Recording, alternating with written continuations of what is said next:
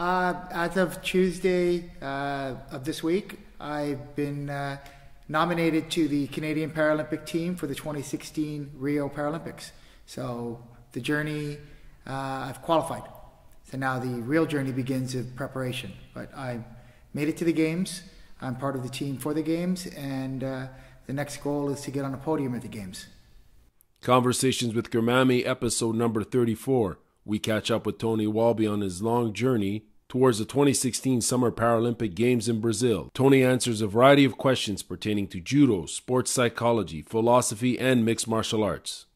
So you're headed to the 2016 Summer Paralympics. Tell us what this means to you personally and professionally. What does this mean to you? Personally, it means that staying in the game the last 4 years. After London, we made the decision that I will drop down a weight division. We ended up dropping down 2 weight divisions. And we started the journey to qualify for Rio. And what this means is the last 4 years of hard work is paying off. It's hard to describe what it means to me personally, because it's just such excitement. Like I anticipated qualifying all along. The division is so close from number 1 straight through to number 12. They're strong fighters, every single one of them, and to be among them is an achievement. And at my age, it's a very big achievement. I'm older than everybody in the division by a significant margin, and professionally, it's going to mean that I'll end my competitive career at a Paralympic Games, at a major Games. I'll be able to retire after these Games fulfilled. I think this time around London, I had something left to prove, and this time around I think so far I've proved everything I wanted to prove, and going into Rio, I have the ability to get on a podium, and I'm going to give it everything I can to get on that podium. What keeps you focused and committed towards your desire to compete?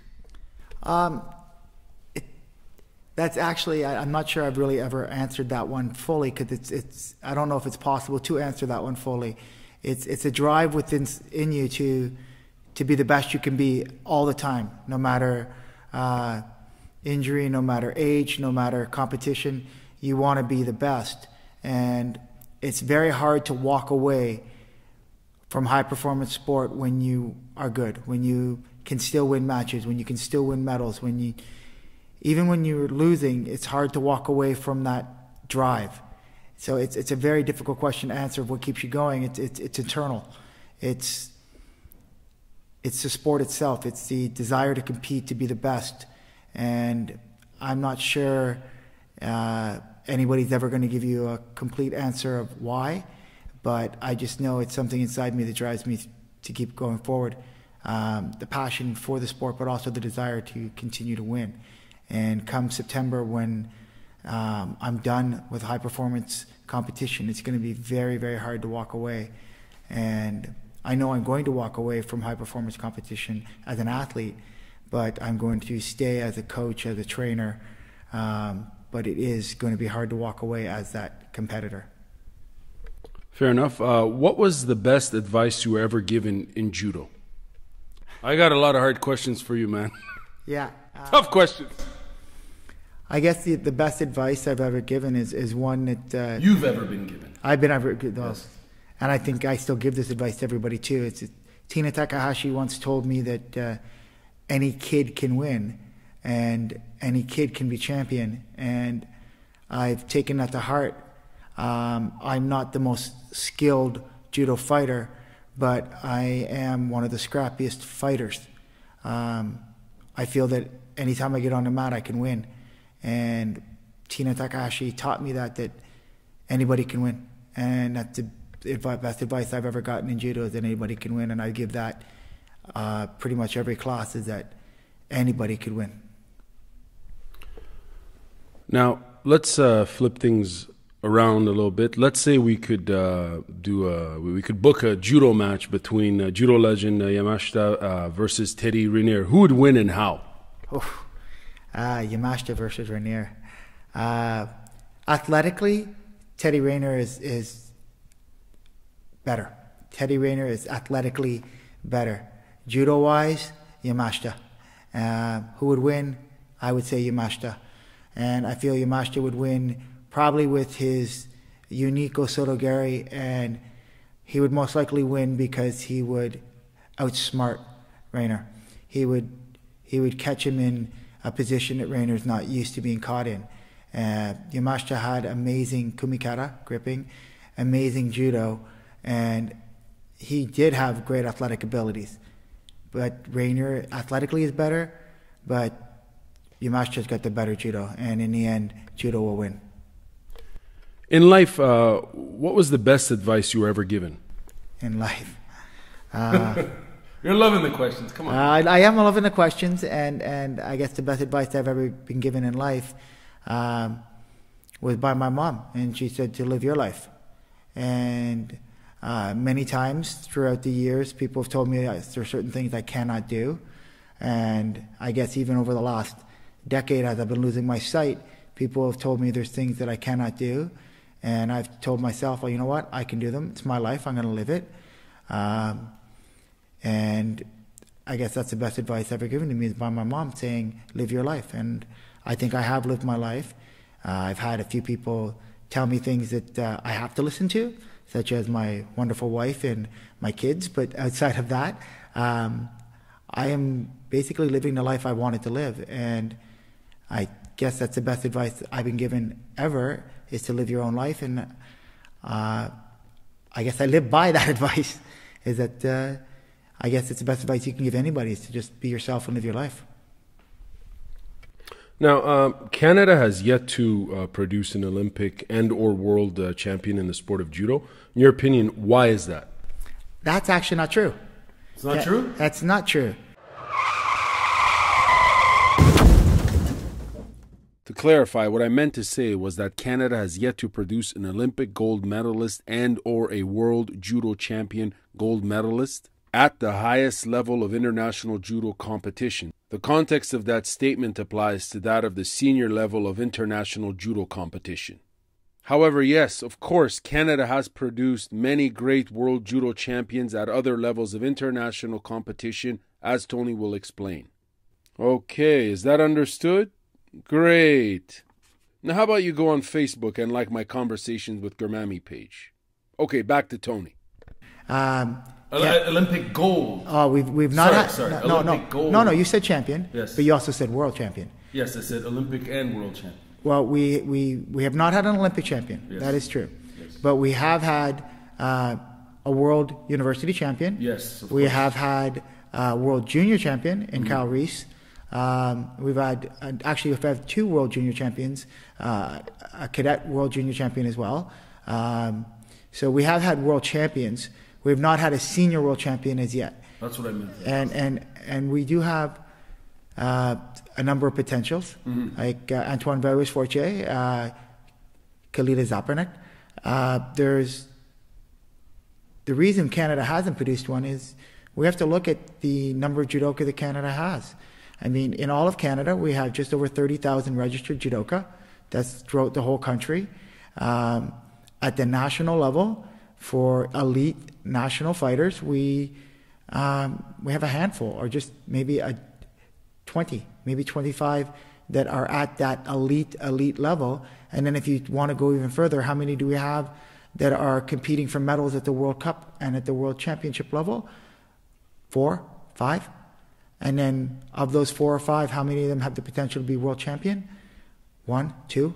So when you break those numbers down and you look at countries like France, you look at countries like Japan, Cuba, Brazil. I mean, Brazil has hundreds of thousands of judoka. France has hundreds of thousands of judoka. Japan has millions of judoka. When you start breaking the numbers down, we don't really compare. And that is why. In my opinion, we have some of the best coaching in the world, whether it be able-bodied or visually impaired. We have some of the best coaches in the world and some of the most caring coaches in the world. But it comes down to numbers. And on top of that, it comes down to money as well. It costs a lot of money to produce a very high-level judoka. It's a full-time job, and it's something a lot of Canadians cannot do. A Canadian athlete is not supported. We, at the very highest level, an SR karting, a senior karting, really gives you $18,000 a year. That's to live and train on. That, without a job, that's not a lot of money. So there's the economics of becoming a world champion as well. So there's a lot of factors that are stopping Canada. For sure. And one of those factors is numbers. Like, the more numbers we have, the more people will produce. Like, look at hockey. We have hundreds of thousands of people playing hockey. We have the best hockey players in the world come out of Canada, and that's why. It's funny, as you were talking about that, just that last point, I was thinking, wouldn't it be funny if, say, instead of tatamis, people were being thrown on ice? We turned judo into an ice sport. Maybe that's the best way to pitch the idea to get funding, and that's just a joke. Anyways, on to the next question. Where do you draw your inspiration from, Tony? Over the years, I've drawn it from many, many different places. But I guess right now, my inspiration for Rio comes from my kids, comes from my two little kids. In London, my 4-month-old daughter was there in the stands. She won't remember it, but I will. And come Rio, my 4-year-old daughter and my 2-year-old son will be in the stands. And that means so much to me, to be able to compete at a Paralympic Games, at a major game, at the biggest stage in the world for this sport, in front of my family, in front of my children. In 20 years from now, I'll still have that memory, and hopefully they'll have an understanding of that memory. And that part of my inspiration. The other part is, like I said earlier, is that I have this drive inside of me that wants to compete, that wants to be the best that I can be. I train 6 days a week on the mat. I train 6 days a week in the gym. I train 6 days a week on the bike. I do everything I can do. I put my body through all sorts of what other people would call torture for that drive, for that ability to be the best I can be on that day. So I guess I inspire myself a bit too, is that at 42 years old, I want to prove to myself and to the world that I can compete with these 20-year-olds, these 25-year-olds. Now, how much time do you allocate to your mental training? And you weren't joking about the hard questions. Mental training is a part of all of my training. I approach my mental preparation a little differently than a lot of other athletes. A lot of athletes put time each day aside to do mental exercises, to do mental preparation. And I teach some of my athletes that they need to take that time.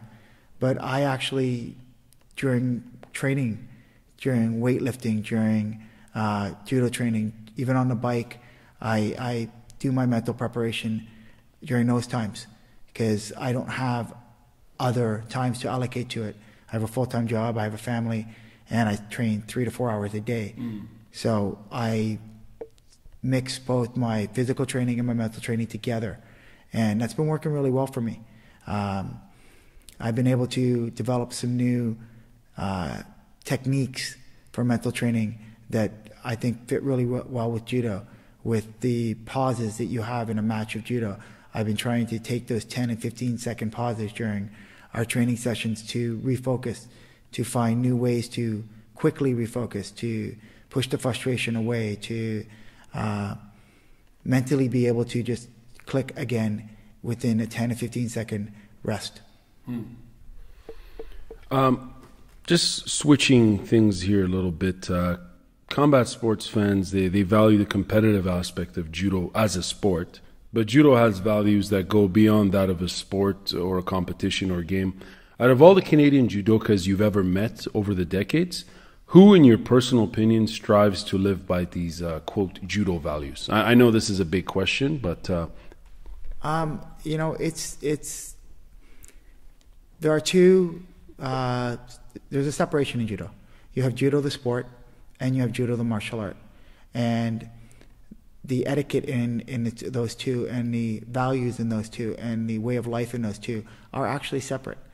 And there are places they meet, there are places they overlap, but traditional judoka as a way of life, I would have to say people like Sensei Jun Takahashi, Sensei Bob Zettel, these people, they embraced what judo is as a way of life. Judo on the sports side of it, I would have to say Sensei Andre Sadaj. He has such an understanding and a passion and a way that judo as a sport, as a development of living, he embodies that. So they are one's traditional and one's contemporary, but they both overlap in the passion they have for the etiquette of judo. And those are the key people that have actually been inspirations in my life too. Sensei Jun Takahashi has been, I guess, a den mother here at the dojo for a lot of us, and I've been here over 35 years, and she's been like a second mom to me here. And Bob Zettel was one of my coaches at the provincial level, and Andre Sadaj is my coach now and has been my coach for the last 20 years. And they push me, but they also show me the benefits of judo after competition. Like Sensei Andre Sadaj has done his competitive career since the 80s. In the 90s, he moved to Canada and coached.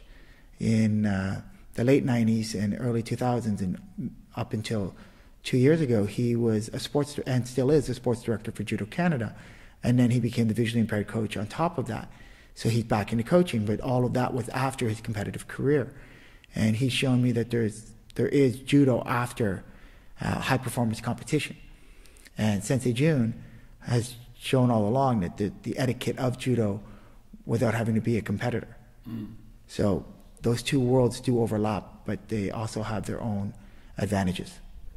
I'm sure that topic, the overlapping you speak of, could be in of itself an entire episode, or you know what I mean? Because I've been hearing many opinions on that. Moving on now to, I just want your comment on the following statement. Strategy and execution are the same thing. Making a distinction between the two is futile. What are your thoughts on that statement?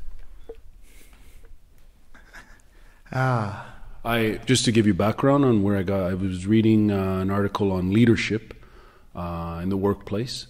And you know, a lot of these principles apply to not just the workplace, or they apply to life, right?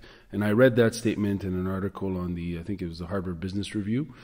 And I was thinking, hey, that's an interesting question to ask an athlete, as far as, you have your strategy and you do, with the intent to execute, right? So the statement here, strategy and execution are the same thing. Making a distinction between the two is futile. Your thoughts on that? Well, they're not the same thing. As an athlete, you have a plan and you have a strategy, but the execution of that strategy is not always going to be perfect. It's not always going to be straightforward. It's not always going to be black and white. In business, you have that plan, that strategy, and I guess you're executing it because it's a straight line. A lot of times it's linear. In sports, there's very few sports, I can't think of one off the top of my head, that's linear. Every sport, you're competing against somebody or against something. And when I say something, I mean sometimes you're competing against the clock. But in judo, you can have a strategy for every single fighter you're going to meet. But the minute you get that grip against that fighter, if he doesn't do what you've planned for him to do, you have to change. All right? Or if your strategy has nothing to do with your opponent and has everything to do with what you're going to do, then you have to make him into the position you want him so that you can execute. So you do have to adapt. You do have to change. Your strategy may be general enough that you can add stuff to it and change on the fly. But I would say that planning and strategy and execution of that strategy are two separate things in sport. and in judo especially, because I have a strategy for some of the top fighters in my division. And I tried to execute that strategy last summer at the Pan Am Games, and in my opinion, I executed the strategy perfectly, and the other factors involved didn't follow through. The referee didn't call the penalties that were supposed to be called. The opponents didn't react the way the opponents are supposed to react. I wasn't able to manipulate them the way my strategy had planned to manipulate them. All of these things didn't come into play the way they were supposed to come into play, yet I had the strategy. My execution of that strategy wasn't 100%. So I guess what I'm saying, and I've said it twice now, without it being linear, that doesn't really translate into sport, in my opinion. Fair enough. Just moving on now to a different subject matter. Recently, UFC co-owner Lorenzo Fertitta spoke with BBC World Service about MMA eventually becoming an Olympic sport. What are your thoughts on that? The possibilities of mixed martial arts becoming an Olympic sport? Personally, I don't think it'll ever happen, and there's a few reasons for that. One, right now there's already 2 martial arts in the Olympics. 3 combat sports in the Olympics and 2 martial arts. You have Taekwondo and you have Judo and you have wrestling. Now, and boxing? No? Well, boxing, that's right, it's okay, 4 combat sports. Yeah. I don't see MMA making it in because MMA is a combination of all of those sports. And MMA it's brutal. MMA is brutal, and it's bloody, and it's my kids have showed up. It's a sport where I don't feel that the viewership of the Olympics, the embodiment of the Olympics, fits, and I think that's why it took a long time for Taekwondo to get into the Olympics, because for a very long time it didn't fit the model. And right now you have a number of competing MMA leagues. You have UFC, you have K1, you have a number of other smaller ones.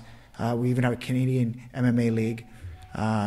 They would all have to unify under one governing body at a world level before the Olympics would even look at them. And then you're going to have to fit that into the Olympic movement.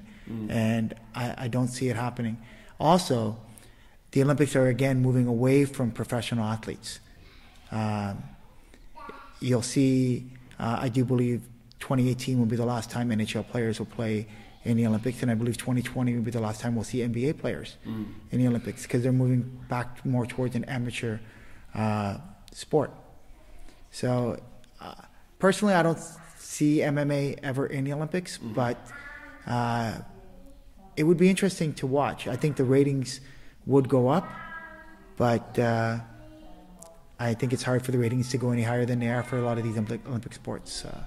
I think the reasoning for that too. I mean, there's a distinction to be made between professional mixed martial arts and amateur mixed martial arts. I think this is more towards the amateur side of MMA, and I think there are 50 countries or so that do have like a national body representing amateur mixed martial arts. And I think in the interview they go on to speak about the business side of how the Olympics are trying to remain, relevant within a new audience of younger people, right? Who haven't been necessarily exposed, who are overexposed to the mixed martial arts brand as opposed to, Greco or freestyle or amateur boxing and so on. But anyways, that's.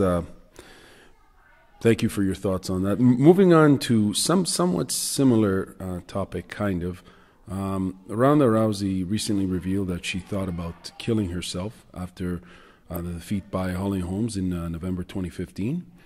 Now, I guess the question here is how prevalent, is post-traumatic stress disorder and other disorders such as depression and anxiety, are they there amongst high-level athletes in amateur and professional sports? I know I'm putting you on the spot, but the thing is, you hear a lot about, yeah. Well, no, I watched Ronda's match. I watched her fight. I know Ronda a little bit. Her being a former Olympic medalist in judo and on the judo circuit for many, many years. Everybody was saying that she was the best, that nobody can beat her. And everybody was giving this big hype that how great she was. And don't get me wrong, she is amazing.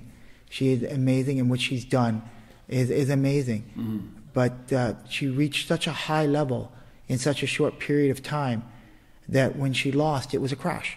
She crashed almost as equally as high as she rose. And psychologically, I can understand how her initial reaction was to say she thought of that. Now, of course, she didn't do that, and I don't feel she ever would follow through on thoughts like that. She is too mentally strong of a person, and she's a very mentally strong athlete, a very physically strong athlete, but a very mentally strong athlete, and she's a phenomenal athlete, fighter, judoka, MMA fighter now. But I can understand why she said that, and a lot of athletes, after a major loss, can get those feelings of depression, can get those feelings of helplessness, because they've prepared so much for it, and they've gotten so good so fast. Actually, I can give you a smaller example of that. On the Canadian visually impaired team, we have an athlete, 60 kilos, Justin Karn. Phenomenal athlete. He's 35 years old, and he's in tremendous shape. He's a tremendous fighter, and he's spent the last. He was on the 2012 Paralympic team, and he spent the last 4 years attempting to qualify for the 2016 Rio Games. And this year at the World Championships, he came 7th, and he came 5th at the World Cup in Hungary last year. He's done a phenomenal amount of work, and he came up really short, like 6 spots short of qualifying for the games. And he didn't, to my knowledge, he didn't contemplate suicide, but you could see the signs of depression seeping in a bit, the letdown, I've done everything I can do and I still didn't make it. And we have another athlete on the team, well, we did have him, 81 kilo fighter, Alexander Rademan. He spent the last 4 years, again, trying to qualify, and he came up way short, taking a silver at the taking a bronze at the Parapans this summer, but that was his only qualification points. And again, he was 8 to 10 spots short of qualifying, and he's up and quit the team. He's moved on out of competitive high performance judo, and a lot of that, I think, was just a bit of depression that he didn't meet his goal. He came up short, and his way of reacting was to quit. Now I hope, and I'm going to push to have him come back and try for 2020, because he is a very young, very strong athlete and has a good shot at qualifying for 2020. But again, this is the type of thing that happens to high performance athletes when you come up short. That depression does seep in. What have all your years of training taught you about people on and off the mat? This is more a philosophical question, and it's a big one. You take it wherever you want. Well, what has all these years of training and competing, what have you learned about people? Well, I mean, there's an easy answer to that. People like a winner, but you take that aside. In judo, the people in judo, you'll never meet more supportive, stronger, tight-knit family. And I'm not just talking about my dojo. My dojo is a big contributor to me qualifying for 2016. I've got people out on a Sunday morning at 9 a.m. to sacrifice their body for me so that I can throw them around and I can prepare. I get this 6 days a week here. At the National Training Center, I get that. But even when I go to smaller clubs as a visitor, because I know the sensei or something, all of the people within those clubs know who I am, and they form around me, and they support me. Or on Tuesday, I made the announcement that I had qualified for the Rio Games, and on Facebook and on Twitter, and I got people all around the world, people I've never seen, heard, met before, congratulating me, saying they were looking forward to watching me. A number of them have said they've seen me on your podcast, and they're looking forward to cheering me on in Rio. So judo as a whole is such a tight-knit community, and we support each other. Even my competitors within my own division support me. The camaraderie in judo is phenomenal, and that's one of the reasons why people stay in judo, is they become a small, close-knit family, no matter where you are in the world. Now, outside of judo, I've found there's people that will support you, and people that will help you, and even people that don't know you that will help you, and then there's people that will take every opportunity to push you out of the way. And that's true in every facet of life. I'd rather stay on the mat in judo around a community that supports me, but my work community is phenomenal. They support me 100%. So it's hard to say that my training in judo has done anything to change my view of people. I just say on the mat, I've gotten more support and more love from anybody who puts a judo gi on around the world than anywhere else. And I find that I've been a high-level hockey player. I've been a high school wrestler and football player at a very high level, and I've never had the support that I have on the judo mat, and that's just phenomenal. Paralympics are months away, right? September. Describe what's the critical path between now and then, as far as training and everything else. What do you need to do in order to be the best Tony come September? Well, we have a plan. Coach Andres and myself, we've established a bit of a plan, and we have to sit down and now map it fully out. Again, I've just been confirmed on Tuesday, but we've been planning this for a while. I leave on Thursday, March 3rd, so this week, for Brazil for a Grand Prix next weekend. And then we have a training camp in Brazil. When I get home from Brazil, mid-March, we'll be on the mat again 6 days a week with very specific training pattern to prepare. In June, at the beginning of June, I have a Grand Prix in Birmingham, England. And then in July, we have a 3-week training camp in Montreal. And all of this will focus and prepare us for Rio. So we will have a very specific, very straightforward plan for between now and when we leave for the Rio Games. Who are your biggest supporters, and why do they support you? Well, actually, I think my biggest supporters, you can hear them in the background. One of them should be keeping the other ones quiet a little bit, but my biggest supporters by far are my family. There's no question about that. My wife and my 2 children, they've made a lot of sacrifices over the last few years to help get me to Rio. My family as a whole, my parents, they've made some sacrifices to get me. Well, just for me to be in judo, they've made a tremendous number of sacrifices, but to get me to Rio over the last few years, they've made some sacrifices as well.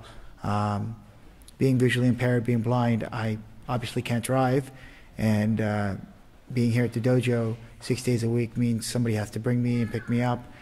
My wife does 80% of the driving, my parents do the other 20%, and even some of my teammates here at the club once in a while give me lifts home when I don't have rides, but my biggest supporters are my family. And outside of my family, my biggest supporters are my dojo, my teammates, my coaches, the visually impaired team as a whole. Like I said a few minutes ago, judo is a very tight-knit community, and any chance we can to help an athlete within that community, we do. Well, looks like your training partners have arrived, and it's Sunday, 9:07 a.m., and people are out here training, are going to be training, and you're going to be your training partners. And thank you very much for your time, Tony, and I hope to touch base by the summer. Well, thank you, Garmamie. And just before we cut off, I'd like to say, again, thank you to Judo Canada. Thank you to the Takahashi Dojo, to my sponsors, Matsuru, wonderful judo gi company, and to Canadian Athlete Now Fund, CAN Fund. These are the supporters of the athletes in Canada. For Judo Canada is a big sponsor of mine, Heritage Canada. I'm a carded athlete, my dojo, and the Matsuru Judo gi company. And thank you, Garmamie. I mean, the more judo is promoted, the more visually impaired judo is promoted, the more athletes Canada will get. And it's nice that you come out on a Sunday morning at 9 a.m. to do this. So thank you very much. Thank you. Thank you for listening to Conversations with Garmamie. For more information, visit garmamie.com. That's GARMAMIE.com. I'm also on Facebook at Conversations with Garmamie and YouTube at Conversations with G.ca.